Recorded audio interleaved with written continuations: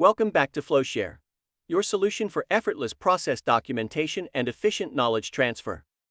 In this video, we present our brand new AI assistant, FlowShare Assist, and show you how you can talk to your flows. To be able to use FlowShare Assist, it is important that you upload your flows to your portal as static documentation. This is necessary, as only the flow type static can be processed by Assist. You can easily access FlowShare Assist via your FlowShare customer portal. FlowShare Assist provides you and your team with effortless access to valuable knowledge.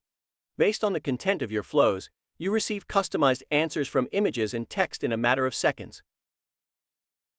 Simply ask your question, and after a few seconds, you will receive your desired answer with a picture and a suitable description.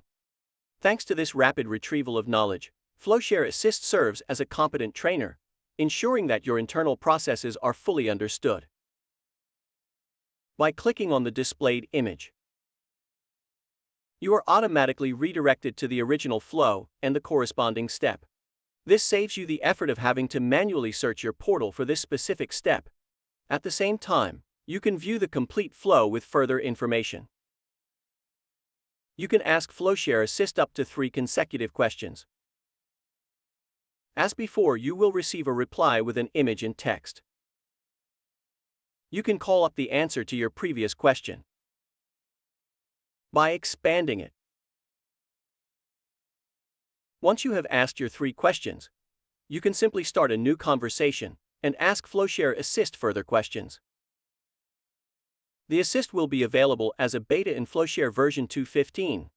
If you would like to be one of the first FlowShare Assist users, leave us a comment on social media or YouTube, or send us an email to support@getflowshare.com. We look forward to your request and to supporting you with a personal assistant that easily retrieves and efficiently communicates your knowledge. Subscribe to our channel so you don't miss any future videos.